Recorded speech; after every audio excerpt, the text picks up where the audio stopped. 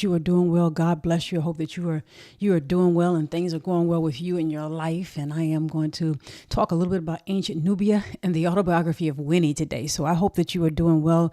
God bless you as I kind of set up some things here in the background and set some things up. Hopefully you are doing well. I want to kind of jump into and talking more about the autobiography of Winnie and talking a little bit more about Nubia. I got a chance to talk about it yesterday, but I want to dig deeper into that because there's so much more that we can learn as we walk through some things with respect to the C group Nubians and A group Nubians and various things like that. I want to do it, but I want to say up front, I want to give a shout out. I want to thank World Music World Percussion. I want to thank World Music World Percussion. I don't know if you're out there. I don't know if you're listening to this, but God bless you. Thank you so much for your gift, your super thanks yesterday. I really do appreciate it. That was, that's a lot. So I really much appreciate you doing it. So World Music, World Percussion, thank you so much. God bless you. Team Z, thank you also for your question and your thoughts about how ancient Nubian people were a part of modern day Kemet, which is what Egypt, which we'll talk about now. But just again, thank you guys so much. And thank you so much, World Music, World Percussion, for your gift and your support and your thanks yesterday. I really do much appreciate that.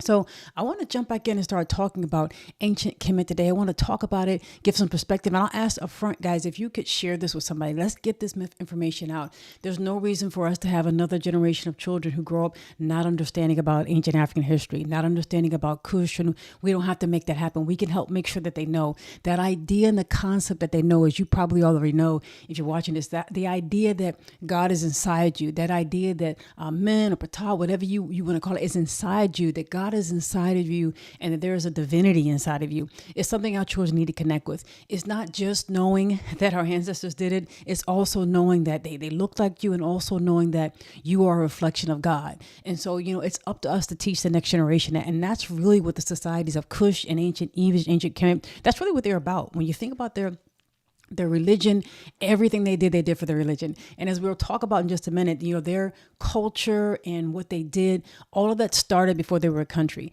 Everything they did as they were a country, when they did their temples and they built, artifacts. So they built graves, they built tombs to last forever. It was all about their connection with the afterlife, all about their relationship with God, all of it. You can go to the tombs and you can see tombs of kings and queens. You can see tombs of scribes. You can see tombs of priests. You can see tombs of officials and things of that nature. It wasn't just a king throughout Kemet history that was identifying with God. Everybody was. That whole idea was that if you could connect yourself with the divine, that in the afterlife, you'll be able to connect yourself with something more and have a peaceful afterlife, a powerful afterlife on whatever's for you on the other side. And so that's kind of where this culture comes. That's kind of where this comes in and how we talk about ancient Kush and ancient Kemet. And that idea of seeing God inside yourself, not looking at someone else and seeing someone else as God. I don't care if you're man, woman, black, white, whatever it is, seeing somebody else as God and not seeing God in you is a problem. And it's a fundamental problem. If we had to guess any problem, that's the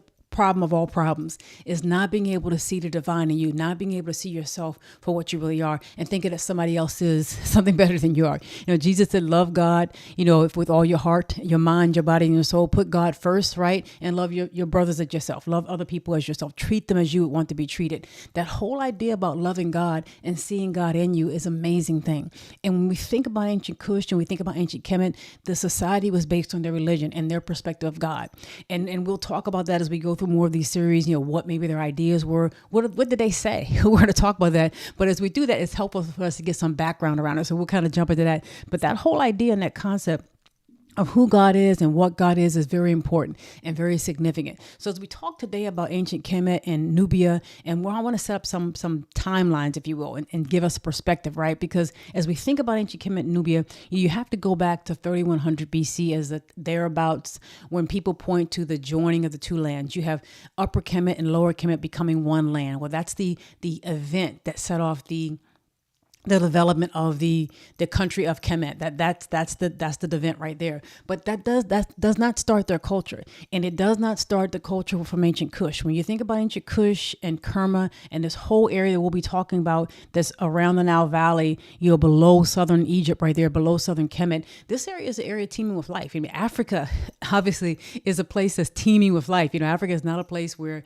there's nothing going on. Africa is a place that's teeming with life. And so being able to understand that and to think about that becomes a significant thing. It becomes a significant thing. There's not just all the kinds of fauna and animal life. It's all kinds of human life, obviously, up and down the Nile Valley. So this begins, our journey begins long before Kemet is a country. And that's very important to keep in mind. And, we need to do something for our brothers and sisters who are from Kush, our ancient brothers and sisters who are Nubian and Kushite people, not to keep talking about them within the shadow of Kemet. They were their own people. They had their own culture. They were their own significance in their own right. So that becomes an important thing to know and to think about. And as I kind of just look in and just check on some things, that becomes an important thing for us to think about, right?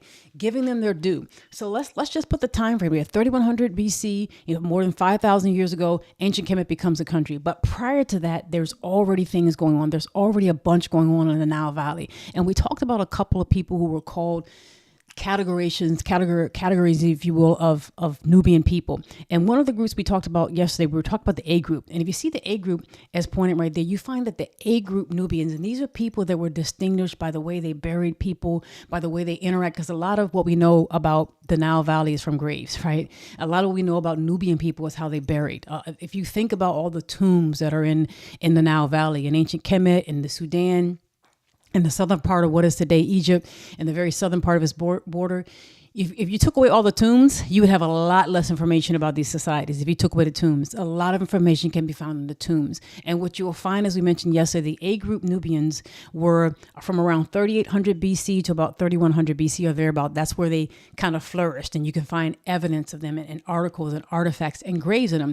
And they stretch all the way from north of Aswan all the way down to about the second cataract of the Nile, which is a major rocky area in the Nile, but about the second cataract. When you think about it, if you look, take a look at that right there. So as I noticed, I pointed this out yesterday, and Team Z, thank you for mentioning it. But if you look, the first cataract of the Nile right there, that is the area that's considered to be the southern boundary of ancient Kemet. So right there where that first cataract is, that's the southern boundary of ancient Kemet back in the day. So anything below that was Nubia. So lower Nubia is below the first cataract, and then it goes to around the second cataract, and then upper Nubia goes from there all the way down to around the fifth and sixth cataract as the Nile kind of meanders and meets its meeting point near what is today Khartoum. So you have upper Nubia and lower Nubia. The A group was a group of people that you can find within the boundaries of what is ancient Kemet. What was ancient Kemet? Ancient Kemet's southern border was around the first cataract, right there around the first cataract. You can find A group Nubian burials and graves within those boundaries, north of Aswan, right there in Kubania and various sites like that. So as you start to look at pottery and various things that they found within graves, you hear very famous things talked about in terms of Nakada. You hear Abydos, you hear Nekton. These are areas that were all around the southern part of ancient Kemet that were considered to be the culture that was there, that was developing the pre-dynastic culture. You hear about Nakada, like I said, Abydos, you hear about Nekton, those areas, and they found a lot of pre-dynastic things that will be carried on into Kemet's time. But it's not just them. You also have these A group Nubians there, and they're sharing. I mean, guys, there is no force field. I mean, I say this all the time. There is no force field, right there around the cataract, stopping people, 5,000 years ago, 5,400 years ago from interacting. There's no magical force that's coming down and saying, you cannot come here. These people are here, and they're gathering around the Nile for water, just like, you and I would if we were living in a desert and we were having to survive. We would congregate around water, and people would mix, people would mingle, people would interact. And so you have A group Nubians who are found within the boundaries of ancient Kemet 5,800 years ago. You can find their pottery, you can find their grave sites. It is believed that early pharaohs, part of the first day, may have driven them out. I don't think they drove them completely out, but they may have driven them out of the area because you don't see as many of their graves there.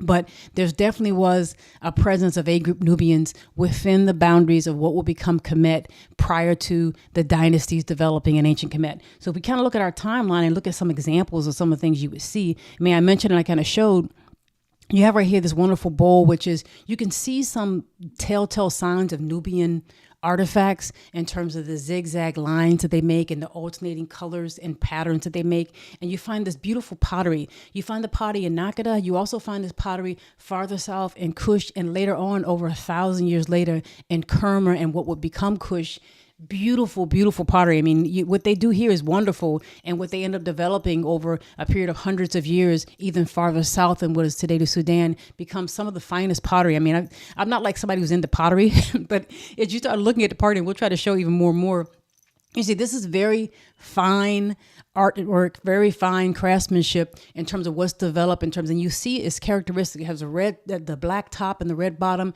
and you'll see this not only in Egypt, you're going to see it as you go farther south there in where Kerma is, and you'll see it over a period of 1,000 years. 1,000 years later, they're still making very beautiful pottery, doing it by hand, heating it in a certain way, inverting it, applying all kinds of colors to it and designs, glazing it over, and producing what some archaeologists have said, the people who found it and excavated it, the finest pottery they've seen anywhere in any of their archaeological excavations of any ancient people. And that's what they talk about. One of the things that characterize them is their craftsmanship when it comes to pottery and using their hands, as you go into Nubia many thousands of years later. But as we start to talk about that, you have Nubians there. So you have artifacts, you have trade. You can find Nubian artifacts in Kemetic graves in areas that are supposed to be ancient Kemet, right? You find Nubian artifacts and vice versa. You'll find Kemetic things in areas that will become Kush prior to there being a kingdom, prior to there being a dynasty in ancient Kemet.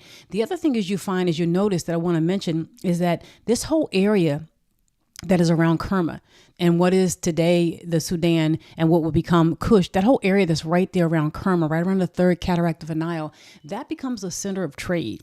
Now, when you start to see artifacts, like ivory, this ivory comb and certain things like ebony that comes from farther south, places farther south, you have to know that they're coming up the Nile, they're coming up in a certain way. And this area, the people that control the area around Kerma become throughout time, they become rich. They become powerful people. So whether it's 3,500 BC or 2,500 BC or 1,700 BC, they're in a very strategic place when it comes to trade. And you will find some of the interactions with ancient Kemet and the people who are in Yam or Upper Nubia, Kush, that there is sometimes a contentious thing going on, as well as there's sometimes a trade and economic and a friendly time. So you'll see that there, because there's a lot of gold, there's a lot of ebony, there's a lot of incense, there are panther skins, there's ivory, there are exotic animals that are coming up and down the Nile, and they're coming up and down the Nile, guys, 3,800 years ago.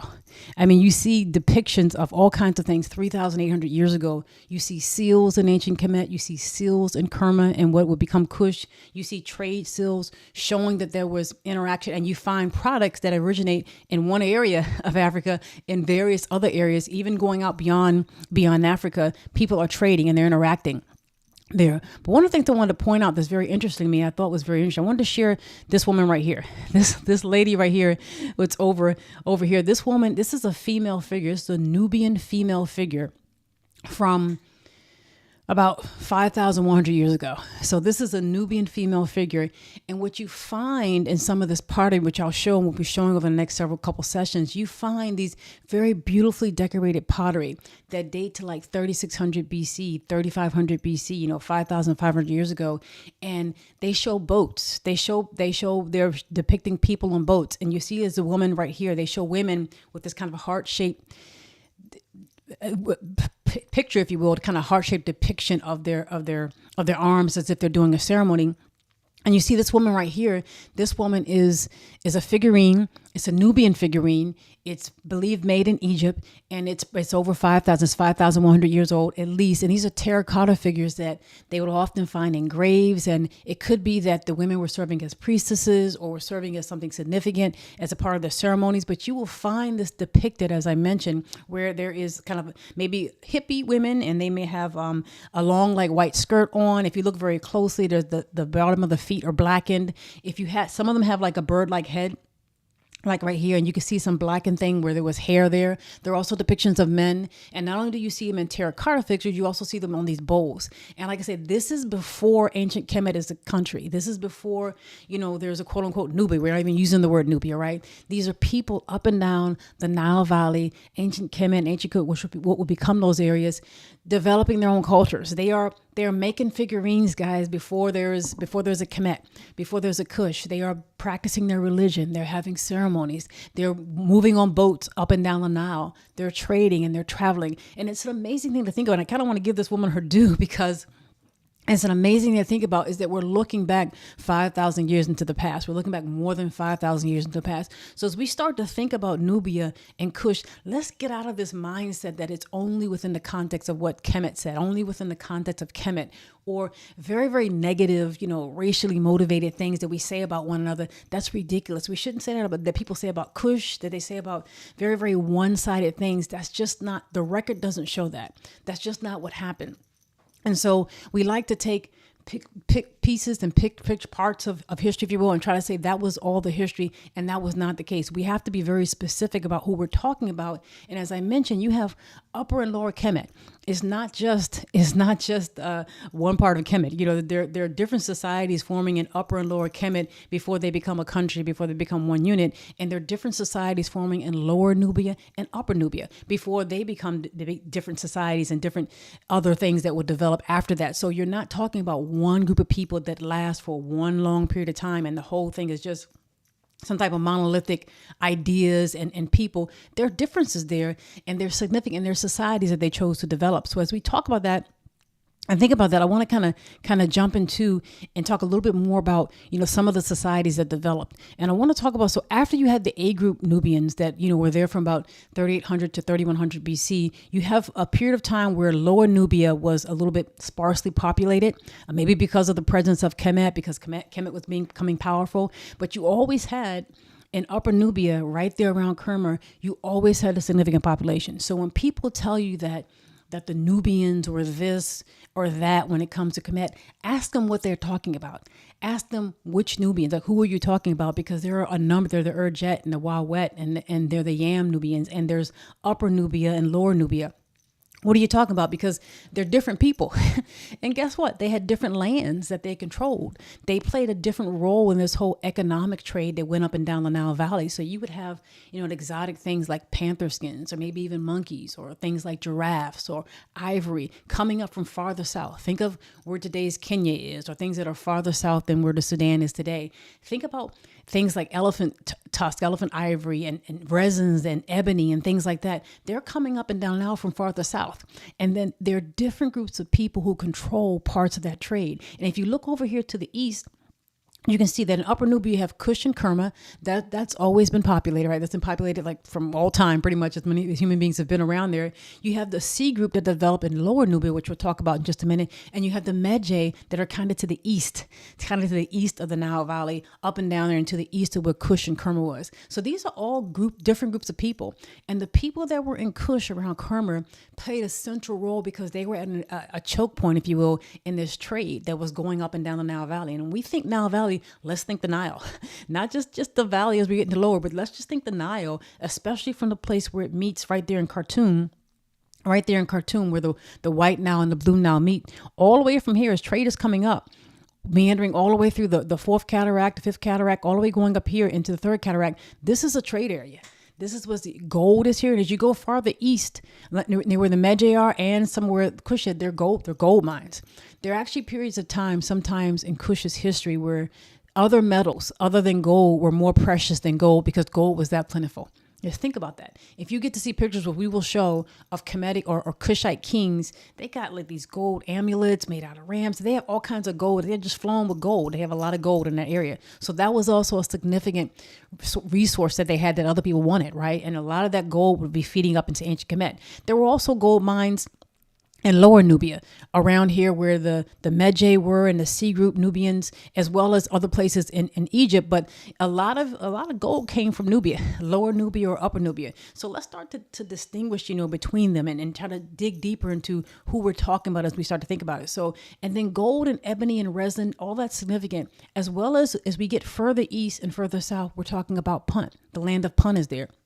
So all these things are going on as we're talking about ancient Kemet and ancient Nubia, and as we talk about Nubians, right? So as by the time you get to 2500 BC, and you're looking at what role Nubia is playing with respect to ancient Kush and ancient Kemet, we could talk about that. So, going back to our timeline, because it gives us a good way to look at it, by the time the Old Kingdom comes about, we have 3100 BC. You have the start of the dynasties. First and second dynasties are happening at the very early part of Kemetic history. And then you start to get into what they call the Old Kingdom. They call the Old Kingdom dynasties 3 to 6. They don't count the first two dynasties, because they say specific things happened during the Old Kingdom, like the building of the pyramids and the step pyramid and that type of thing. So, but obviously they come after the first dynasties. So when you get into the Old Kingdom, you get into the fifth dynasty and the sixth dynasty, you start to see even more informations and interactions in terms of documentation with respect to Kemet and Nubia.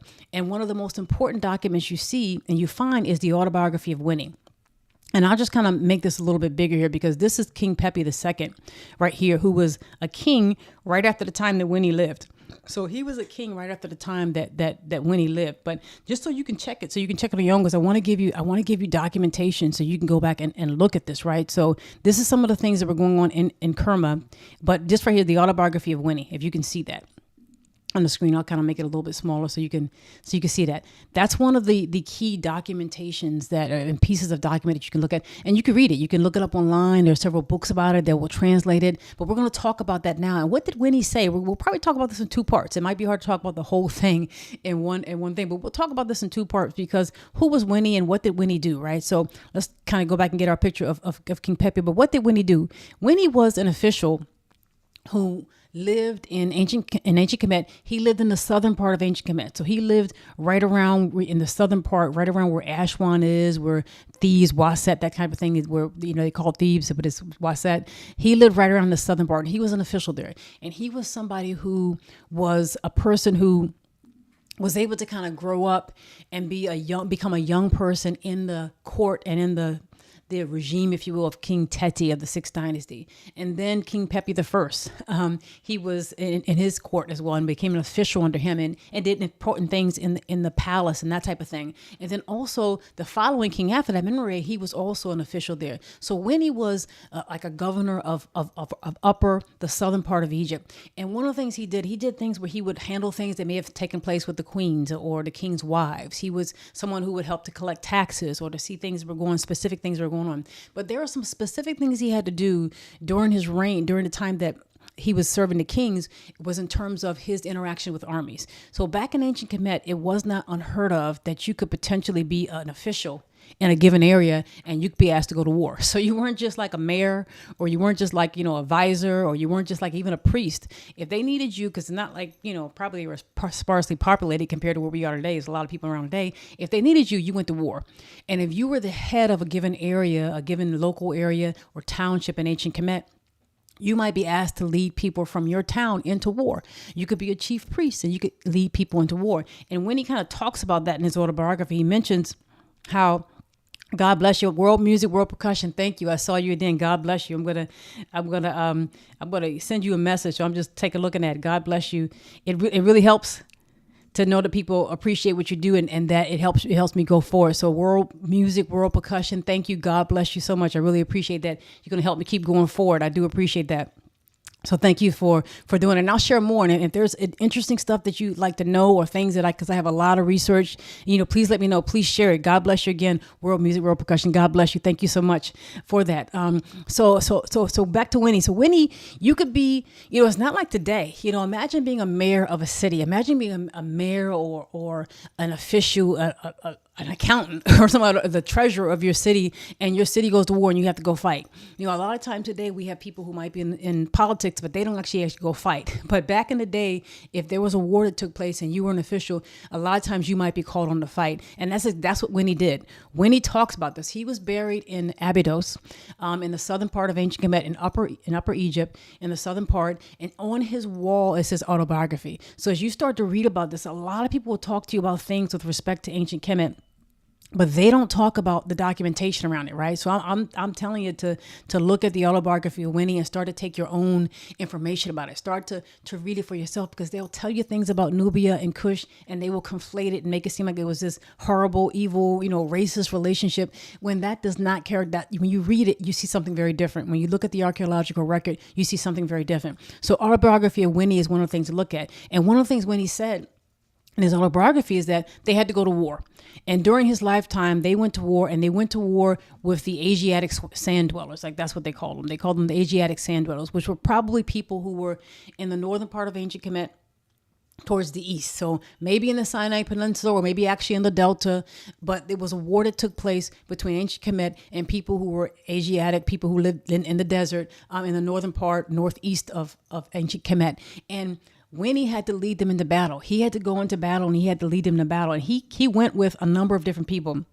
God bless you. Thank you so much. I appreciate that. He went with a number of different people to go into battle, and he led, and he talks about the people that he took into battle. He talks about the groups that they put together. And I want to share with you specific names so that you'll notice, so that you'll look this up. He talked about that they went with a number of different people from Upper Kemet and Lower Kemet, right? And he gives the names of the cities that they talked about. And then he also mentions a whole list of people, which I'll put right up here on the screen so that you can see it. He lists a whole list of people who were Nubians, who were Nubian people who went to war with him. And when you think about that, he's mainly referring to these C group Nubians right here, those people from Lower Nubia.